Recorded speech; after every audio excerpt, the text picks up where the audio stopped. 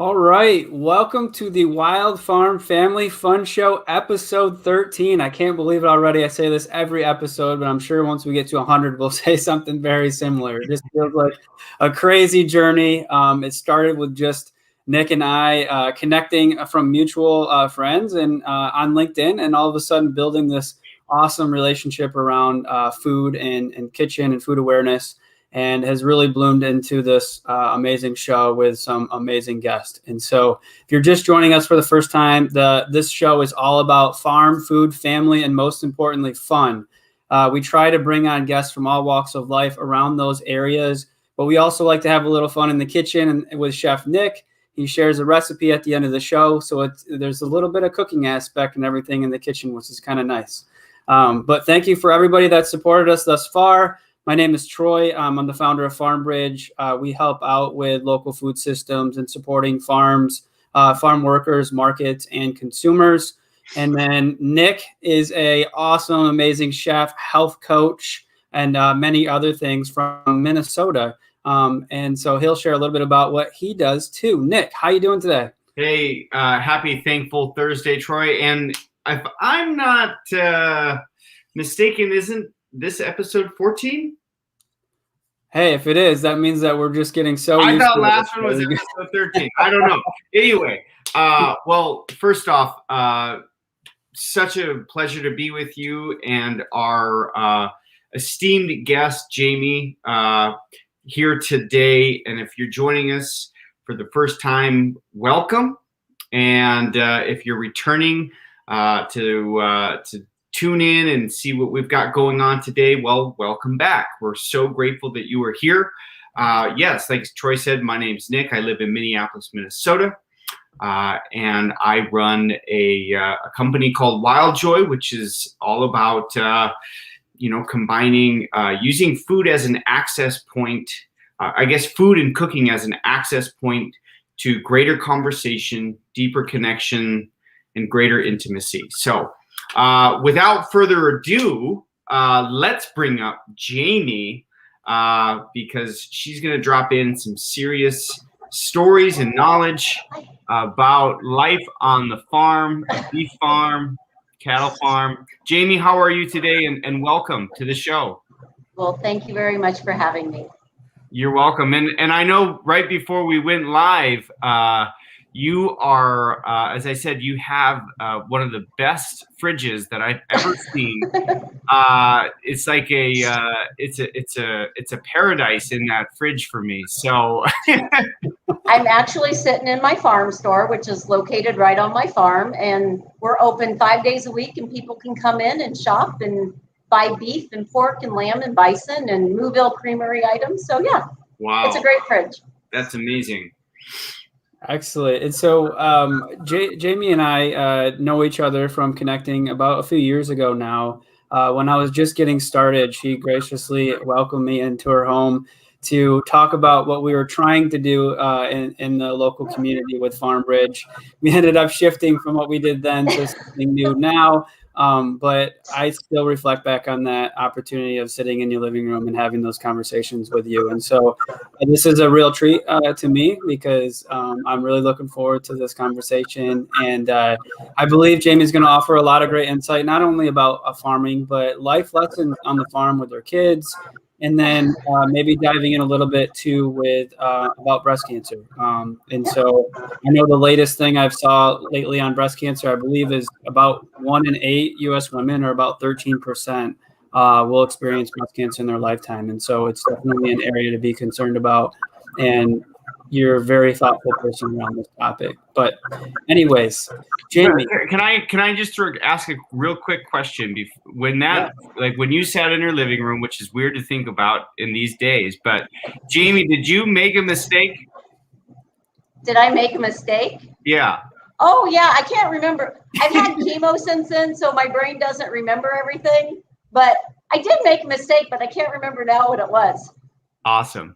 I love that. That's a good, I'm gonna have to come visit you, Jami, because one of my dreams is just to show up to a cattle ranch and have the host cook me a great beef dinner, and if it's just a big plate of steak, That's awesome. So that's awesome. You are welcome anytime. So it's a lot nicer here in the summertime. I'll give you that. So you can come and we'll grill and smoke a brisket on the Traeger, and it's all good. Beautiful, so, beautiful. Mark that down, Nick. You're coming here, coming up yes. in a few months, buddy. So.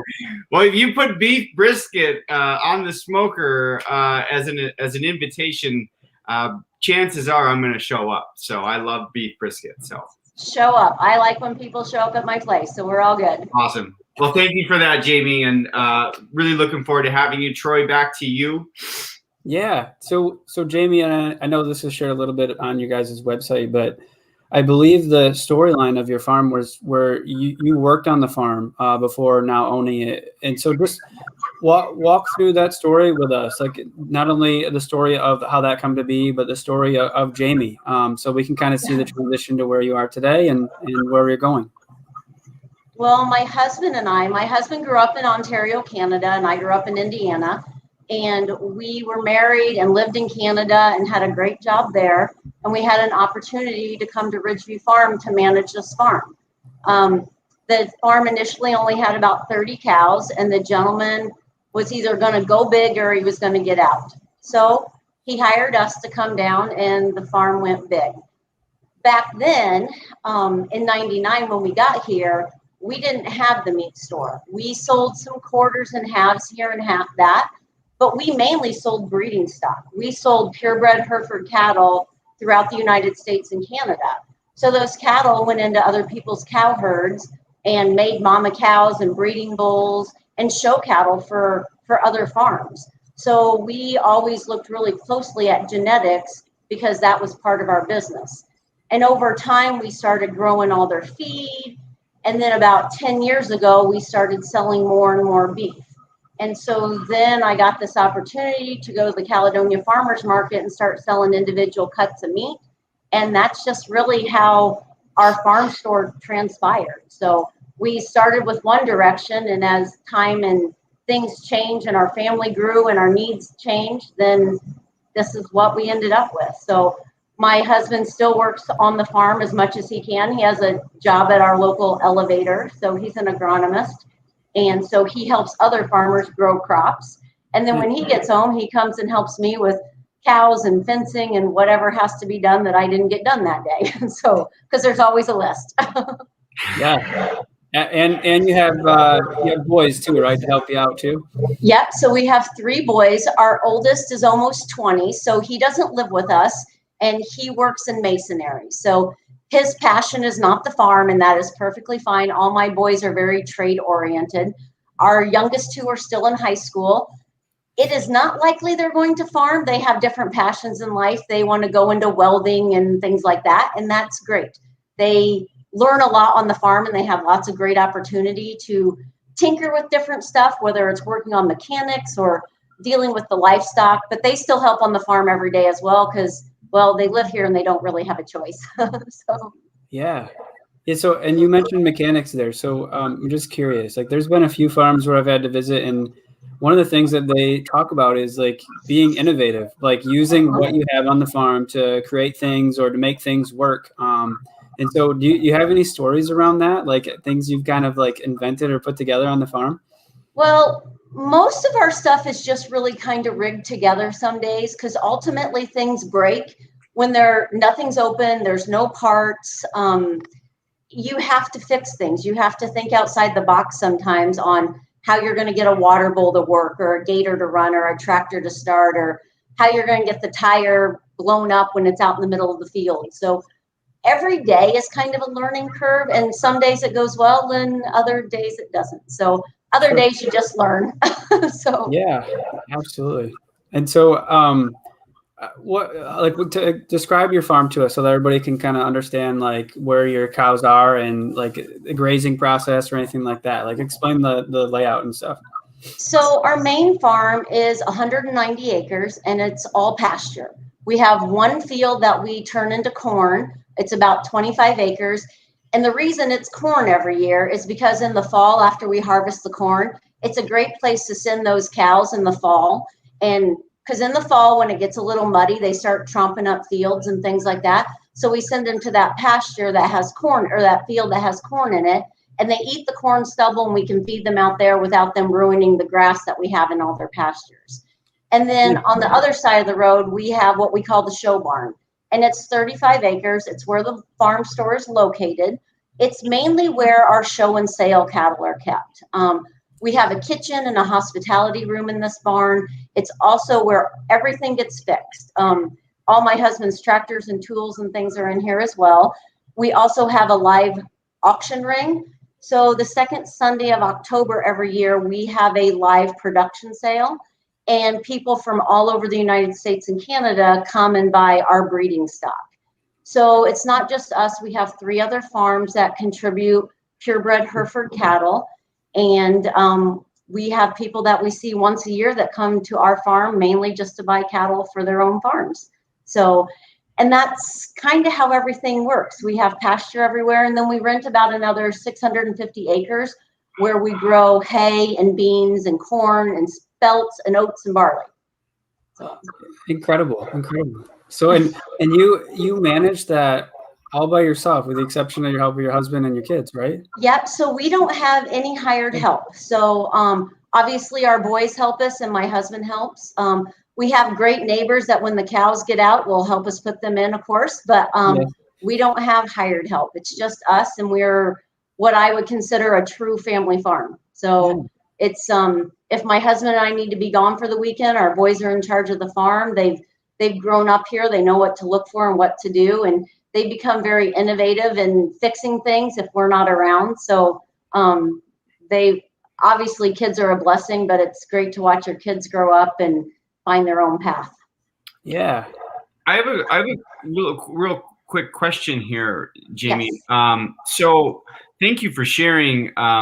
It sounds like a beautiful farm, and I'm just stunned that you manage all of this just within your family, which must mean that you really must have some amazing processes and systems in place to make it happen. We work a lot. Well, that too, right? That too.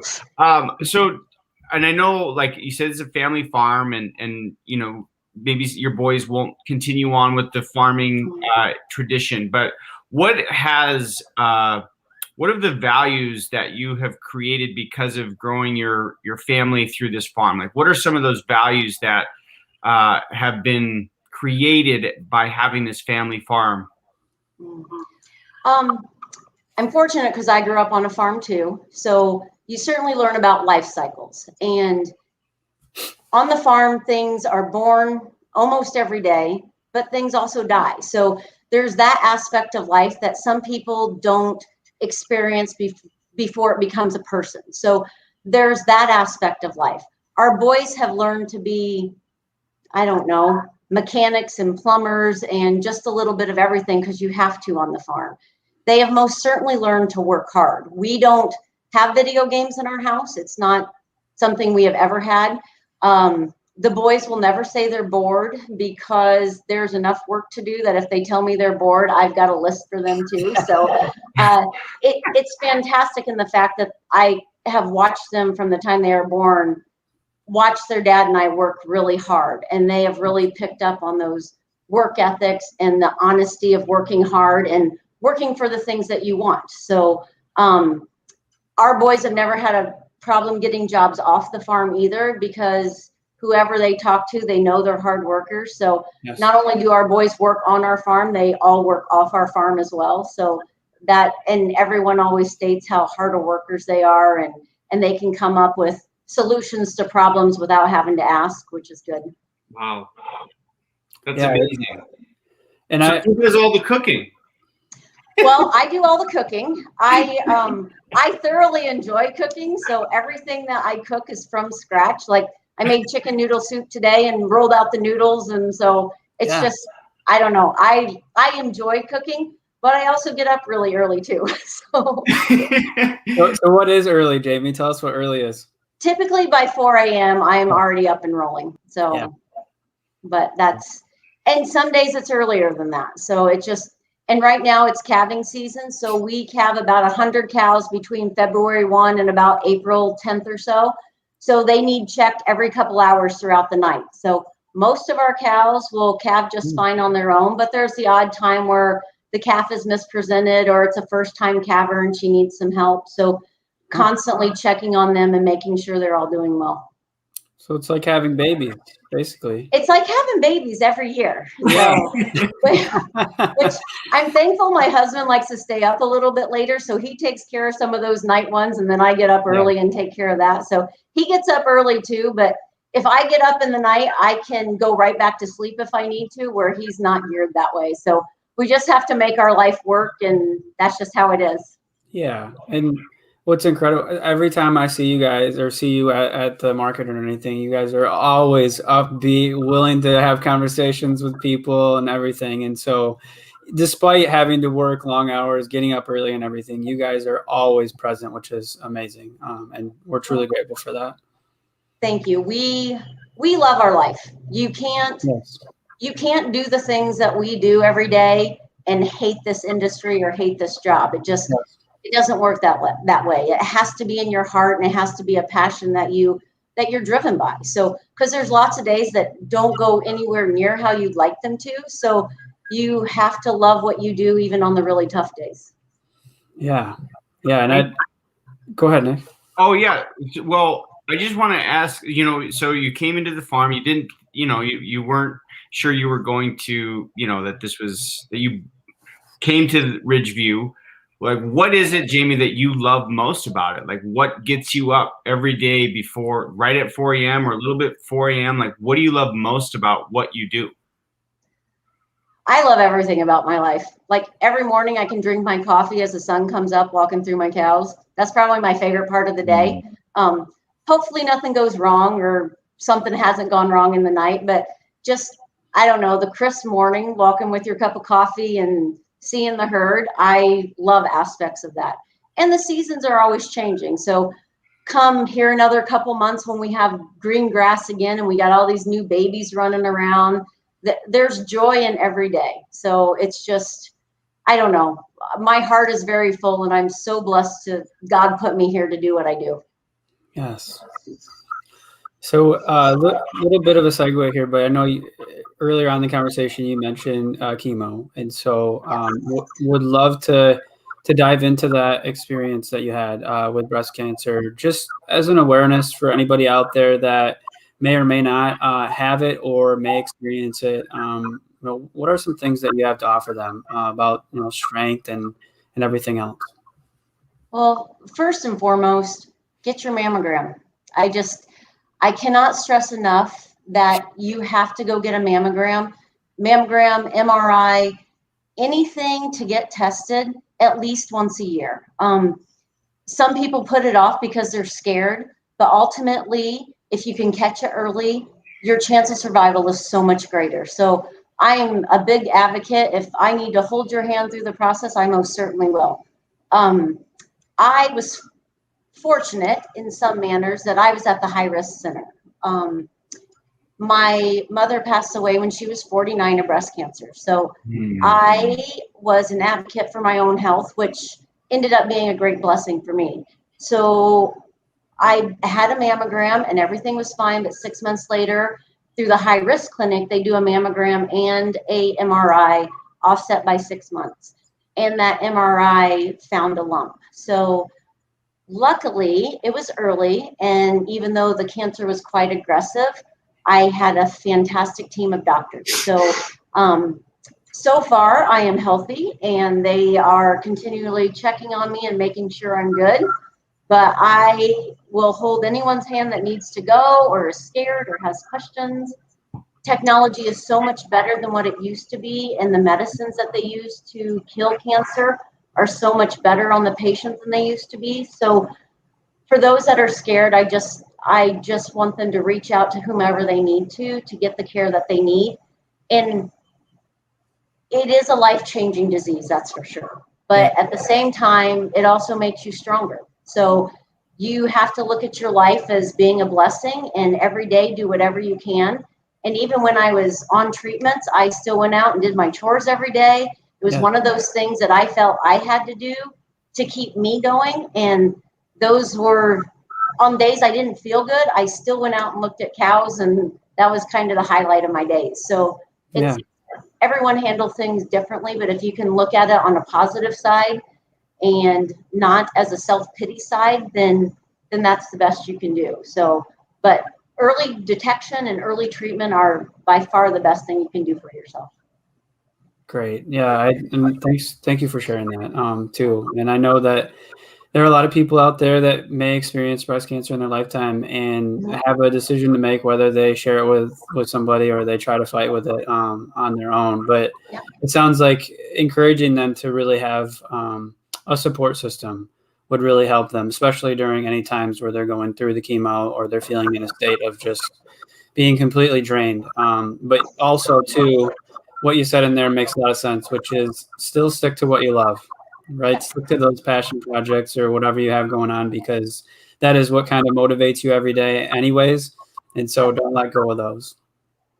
Yeah. People have to do what they love. Like they just have to. Life is far too short to be stuck in a situation or whatever that you hate every day. So there's too much joy out there, and you got to go find it. Beautiful. Beautiful. Well, thank you so much for sharing that. One last thing that I would love your input or advice on is I think we both live in this, and Nick too, but we both live in this space of supporting local. And I know the term local gets thrown around pretty heavily these days, but truly supporting local farming in your community and the people that you support that eat that food and everything. And so is there anything in there that you'd like to share as a message around the community aspect of where you live, how important the farming community is, how important it is for the community to support you so that we can continue farming the lands and everything that we've been gifted? Well, and the word local does get thrown around a lot, and misrepresentation of wording gets thrown around a lot, which can be very frustrating. Yes. But when you can go to someone's farm and you can see their livestock, or you can see the crops that they're growing or the produce that they're growing, and that farmer, you can see the dirt on their hands and ask questions, and they're feeding their family and they want to feed yours as well. Farming is not a profitable industry. It's not. So if you can meet with your local farmer and get your food from your local farmer, it's helping them survive. And farmers don't do it for the money. They really do it for the love of the land and of the livestock. It's really hard for them to make a living doing it though. So with the high cost of insurance and the high cost of ground, it's just cost is crazy right now. And it always will be. It always has been and always will be. So if you can support your local farmer to put food on your table, that helps them keep their family and their farm all together. So I want people to get to know their farmer. I think it's important. Ask questions and meet with different farmers. If you have 10 different farmers, you're going to have 10 different ways of farming, and none of them are right or wrong. It's just about learning different things. And if you can grow a tomato plant in your backyard and see the work that goes into it, then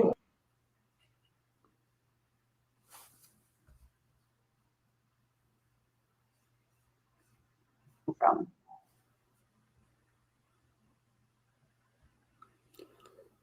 I think we lost for a second. Something went right. So.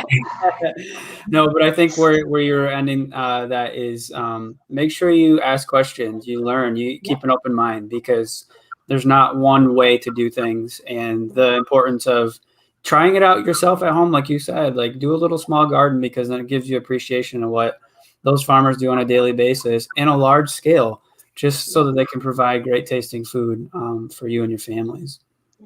It's a lot of hard work, and it's hard to find people for those big farms that want to work and come in and put the heart and passion into it. So if you can find your local farmer, then that's the best way to feed your family.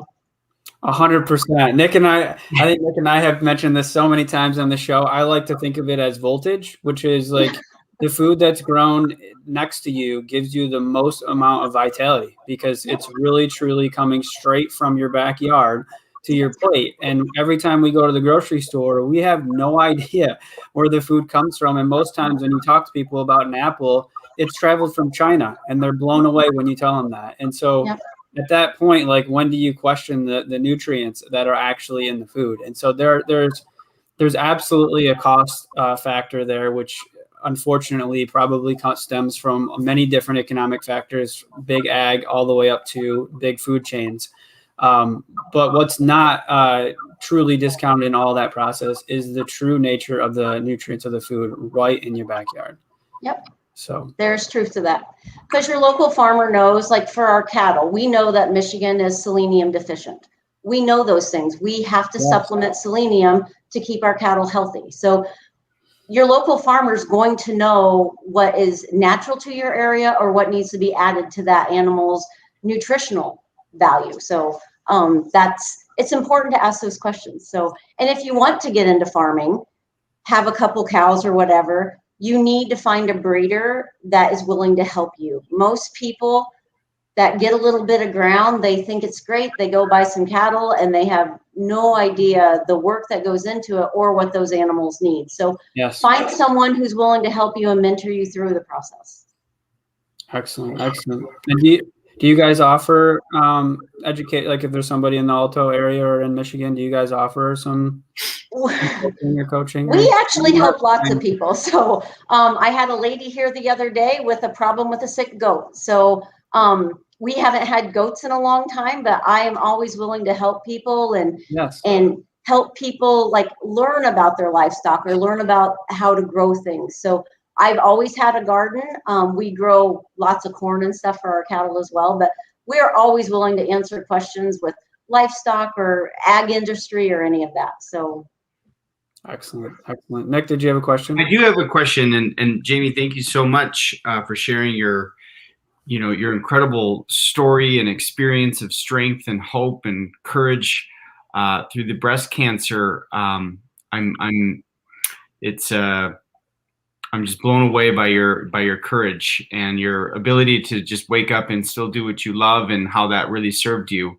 What I am really curious about, you were mentioning nutrients, and so from like a consumer standpoint, right? So what is it that a consumer who maybe goes to Costco, where they get really pretty decently priced beef for the most part, versus like nutrient density versus something compared to what you have on your farm? Can you like dive into the nutrient density and why that? Like, I'm positive that you have more nutriently dense beef than something from Costco. So I don't know where Costco gets their meat. I'm sure there's a farmer somewhere that grows that. I don't know who that might be. They may be doing a great job. I don't know. I can't state for Costco meat or any other store. I can only state for my own farm and my own cattle. Our cattle are out on grass year round. Like right now, I said it's calving season, so we're having babies. We bring those cattle into the barn. Once they have a calf, once that calf is up and nursing again, they go right back outside. Even in the cold weather, for here, it is perfectly fine for those new babies to be outside. They need a windbreak. They need proper nutrition. That's really what they need. For us, we have a very specific ration of grain that we feed our steers that go into our store. It's not just corn. So you got to have a little corn, but that's not what the base of our feed is. So our steers are out on pasture. We grow them first. Too many places fatten them up without growing them. So we always grow ours first. Oats, spelts, barley, and corn is kind of the basis of our ration. And it changes. Every animal needs different feed requirements. So just like people, those rations change. So their nutrient values and needs change as that animal changes and grows. And different groups of animals kind of go down a different path. So we may think they need this, and within a week or two, we don't think that's the right path for them. So we change paths. So ultimately, the animal's overall health and well-being is our main concern. to begin with, we start with good genetics though. So we're always looking at genetics. So we're producing a quality product and we make sure they're fed and their nutrient values are where they need to be. So not only are our breeding stock where they need to be, but our meat in our store is what we consider to be the best. Yeah.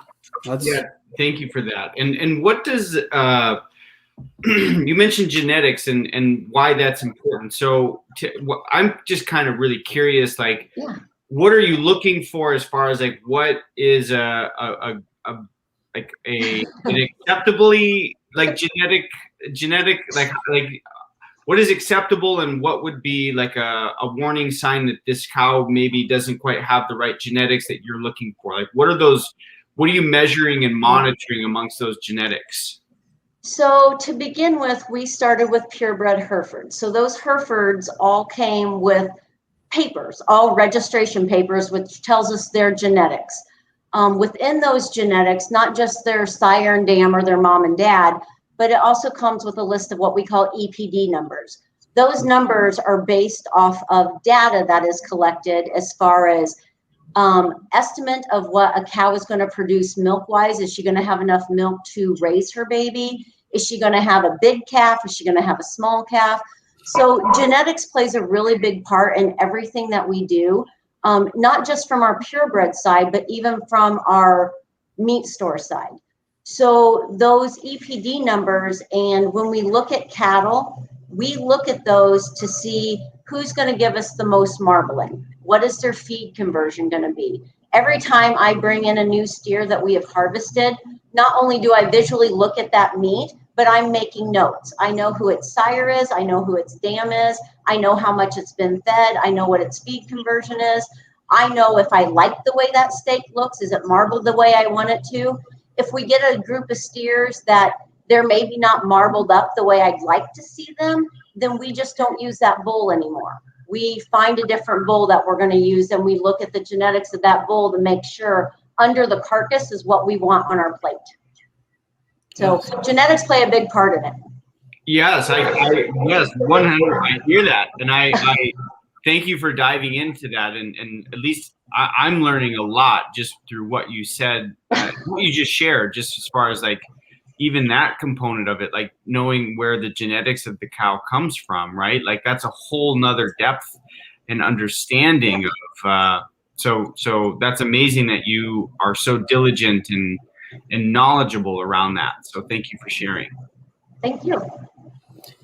I mean, if that's not a test to the true effort that is put into the food products that you guys produce for the community, that I don't know what is, right? I mean, so that's a true testament to really knowing where your food comes from and those that help bring it to the table. Well, thank you.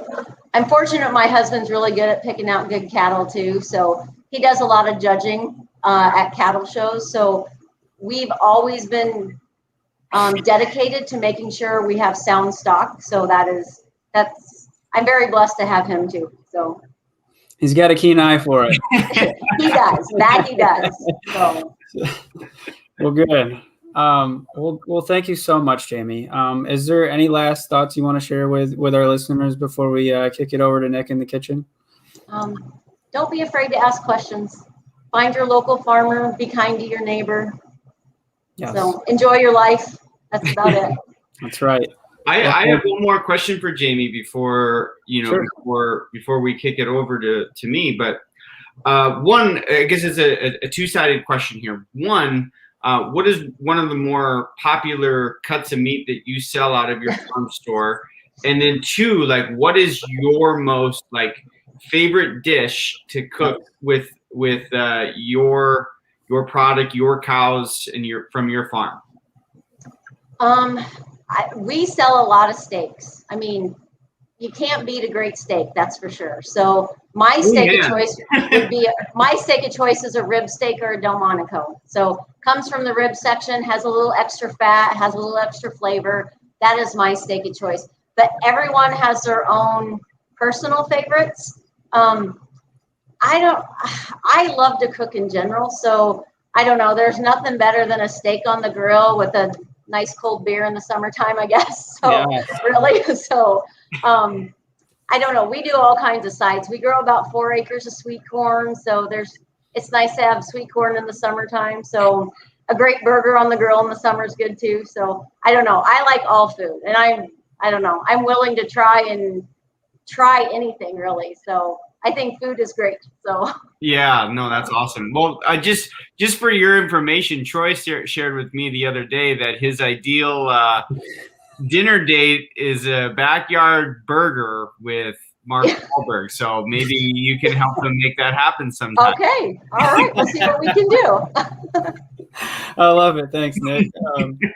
Yeah, what I had shared with Nick was a burger with some sliced up sweet potato fries on the back deck would be amazing. Nice. I was on a podcast and the guy said, what celebrity, if you had to choose, would you share a burger with? And I said Mark Wahlberg. So Sweet. Why not? Well, thank you so much, Jami, for coming on and talking with us about your farm and about family and about breast cancer. We really enjoyed having you. I especially loved having you, and I love to see you too.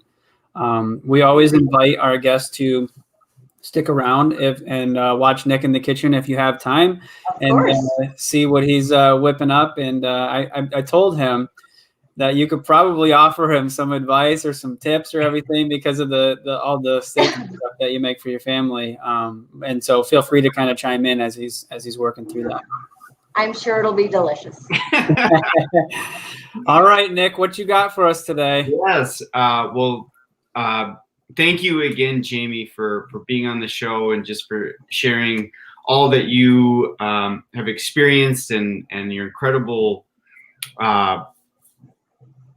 story through breast cancer and the values that you have have instilled within your family because of your amazing farm. So thank you again, Jami, so because Jami is a beef farmer, I was gonna go.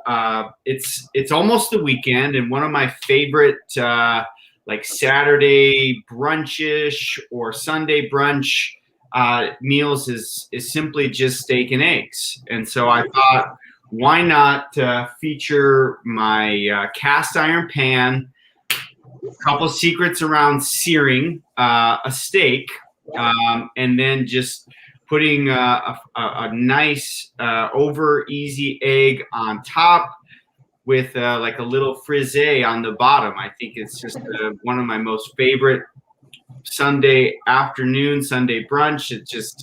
It warms my soul. It happens in the summer and the winter. So that's what we're going to be walking through. So as far as the equipment is concerned, to start, I have a cast iron pan, which I think is one of the most unsung heroes in the kitchen. Agreed. So when you sear, you want to make sure that you could also do this in a Dutch oven. But with the cast iron pan, I want it to heat up for, 5-ish minutes before I actually put the meat on the cast iron pan. I want to make sure that this thing is hot so that when I actually put down the meat, you can hear it. You can just see like the sizzling happen. So if you saw me step away during the interview with Jami, that was because I wanted to preheat my cast iron pan. So for this episode, we're gonna do a flank steak. So I went to the store today. I got a grass-fed flank steak from my local co-op. And the thing that you're gonna want to do before you sear it is take it out of the fridge. So you want to sort of let it come to as close to room temperature as you possibly can, and then you're gonna want to pat dry any moisture from the meat itself, because you don't want any of that moisture to get in to interfere with the searing of the meat. So then once your pan is hot, I'm going to go ahead and grease it up with some oil or bacon grease or whatever you want.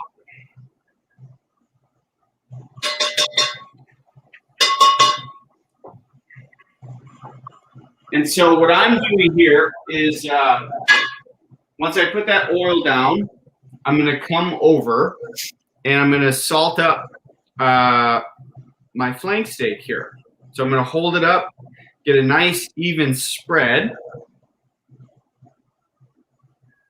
Now, is that just plain salt, Nick?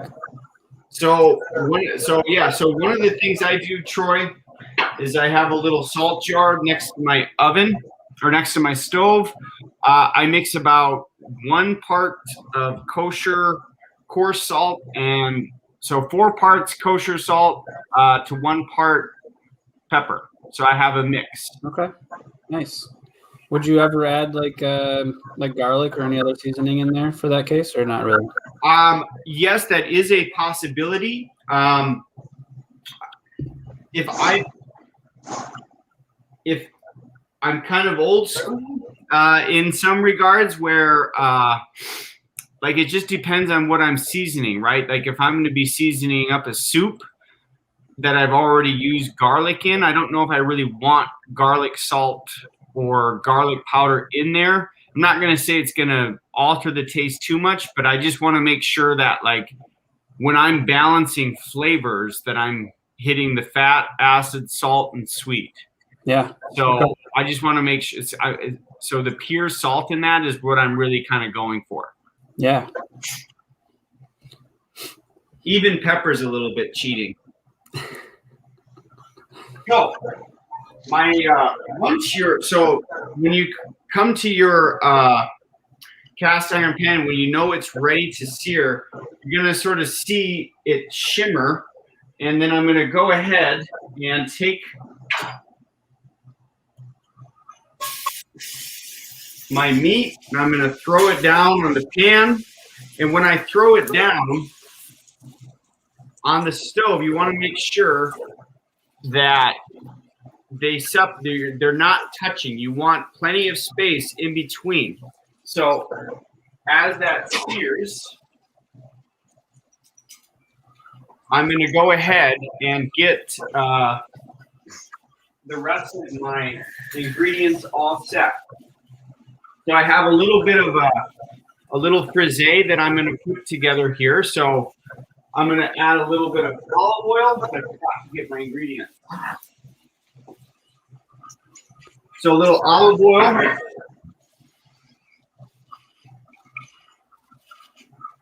Apple cider vinegar. A little salt and pepper. And then from there, I can kind of, what I just mentioned is I could add a little bit of sweet to it. I could add a little honey from here. And I'm also, Troy, your favorite, add just a touch of hot sauce. All right. Sneak that in there. So a little joke, Jamie, I mentioned that I love hot sauce and everything, but Tiff always says, you better try this dinner first before you put that hot sauce on there. And so Nick's been sneaking hot sauce in the middle.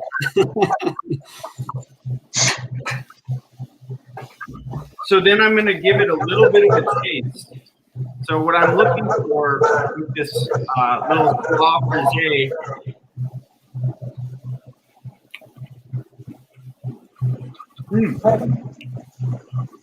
is the salt, the fat, the acid, and the sweet. So if that feels like a really good balance for you, I'm going to go ahead and plate it. I'm going to plate up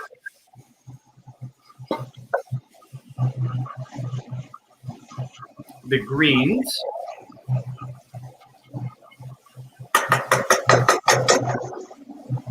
And we're going to take a minute. So we'll check in on the meat. So what I'm looking for is I want to be very, very, I don't want to flip it too soon. That's the thing that I've always seen people, they want to keep flipping. So be very patient. And Is that my bad?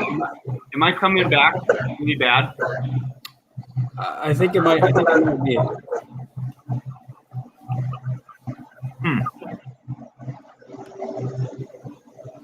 I apologize about that. How do I fix it? Just smile. We'll just cook in silence. That's okay.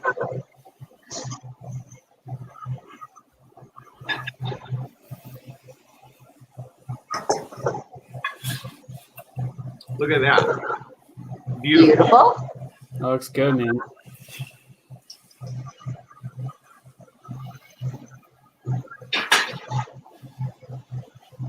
I've got a judge over here. Jamie's cooked so many steaks. I'm like, I cannot mess this up right now. I'm not judging. I have a flank steak marinating right now, so. Oh, beautiful. So as the steak is cooking, another thing that I like to do is, if I wanted to get some grapes or oranges, I would get that ready. We're going to let the steak rest, and that's going to be my opportunity to fry my egg. So we're going to wait just a little bit longer on the steak. The other thing I like to do is I like to add a little crunch to my frisee. So I'm going to add some chopped pistachios.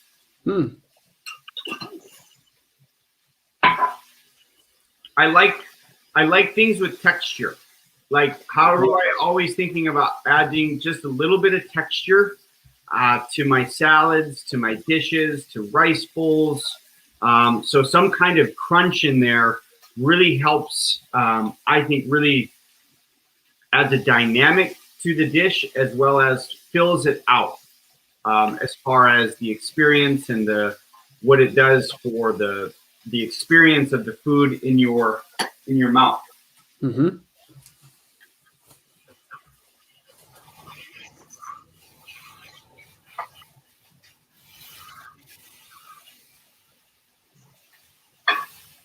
Okay.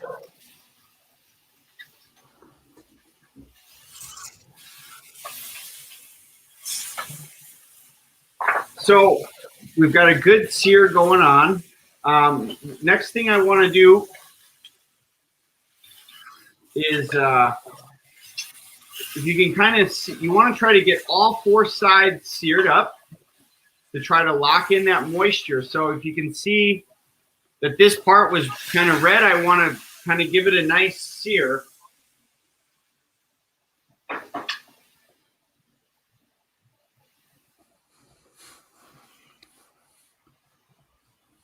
So the thing about searing is you want to try to lock in the moisture as much as you possibly can. So searing as many sides as you possibly can so that when you actually let it rest, the juices don't come pouring out of the meat. So now, Nick, what is your preference on like how it's done? So like our family is like medium rare. When I grew up as a kid, it was like the rarest piece of steak possible. Like my dad would say, if I could just pull this thing off of the cut and just eat it straight up, still bleeding. Like my dad was that type of dad. So just knock the hooves off and put it on my plate. Oh, yeah, that is how he loves his steak, man. Just barely cooked at all. And so I'm just curious, like as a chef you are, what are your preferences, or what are your what do you usually cook with or cook it like? I'm usually right around medium rare, like right at medium rare, like no higher. I know I've got a beef farmer on me watching over me, so if I go above that, I'm going to be They all should be in the medium rare, closer to the rare side. Yes, closer just to me. the rare side. They got to be That warm. being said, one of the ways you can kind of there's a couple ways you can tell when the meat is at your temperature. You get a meat thermometer. Another thing you can do is I like to press on the meatiest part of the steak. And if it has a little bit of buoyancy, then I know I'm kind of right where I want to be. If it's really firm, I probably overcooked it. and you can't really overcook it, or you can't go back and undercook it. So I always like to aim under, because when I take this off the pan and I've seared all 4 sides and I let it rest, it's still going to cook like a little bit. So I'm going to pull it off, and then I'm going to go ahead and start on my egg, because I'm going to let that steak rest. Hey, Nick, when you were searing there, did you have your burner on at all, or was it already heated to a temperature and you just let it cook? So as far as the I forgot to turn my my nonstick on, so that's why I'm going to have to stall. But no, the burner was on the whole time for the cast iron. Yeah, so this is kind of where we're at here as far as like our finished product. I know it's really tempting to want to cut into it and taste it, but I'm going to tell you that patience pays dividends in this sense, because like I said, you're really letting, like, the meat is still sort of cooking inside right now, and the moistures, all that stuff is going to help with the taste of the meat when we're done here. So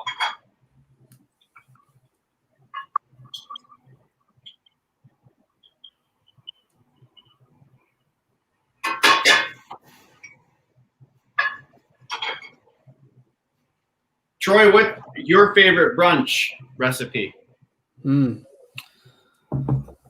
Well, I'm big on sprouts, so it would typically be for me actually eggs over easy with sprout and avocado would be my go-to.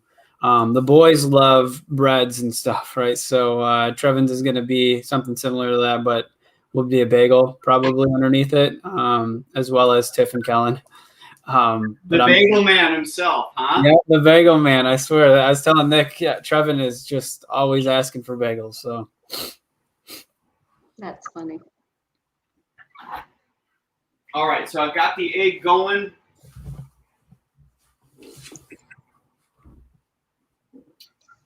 Give it a little salt on top.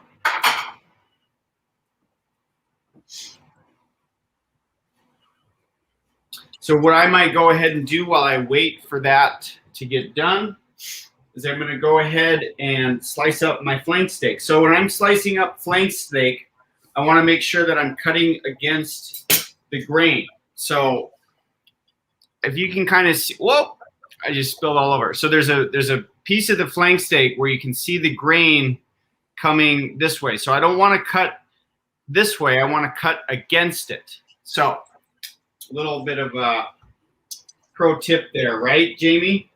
Yes.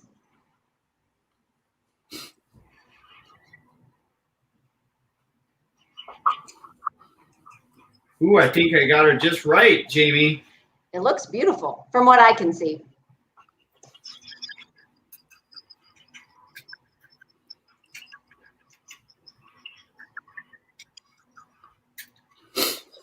I love how you're handling that, Nick. It's like you have a filleted fish on there, and you're just like you're laying your fillets out.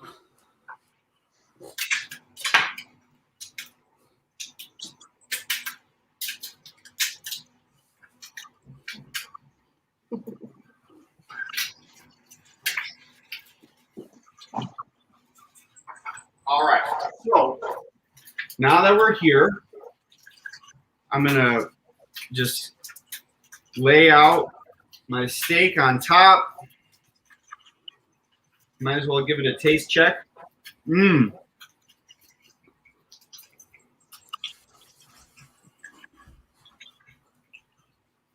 Maybe next time you come to Michigan and just do this for us so we can try too. Yes. So I think we did a really nice job here. We're probably right about just slightly rare in the middle and really nice on the outside there. That looks incredible, man. So you're going to top that with an egg now too? Yes. And so what I might do right here is actually take some finishing salt whether that be like a black truffle finishing salt or some kind of Maldon sea salt, something kind of flaky. And then I'll come over, put my egg on top.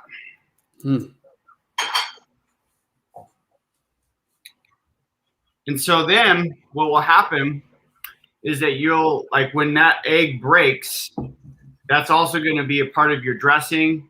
Another really great topping for this might be a little hollandaise sauce.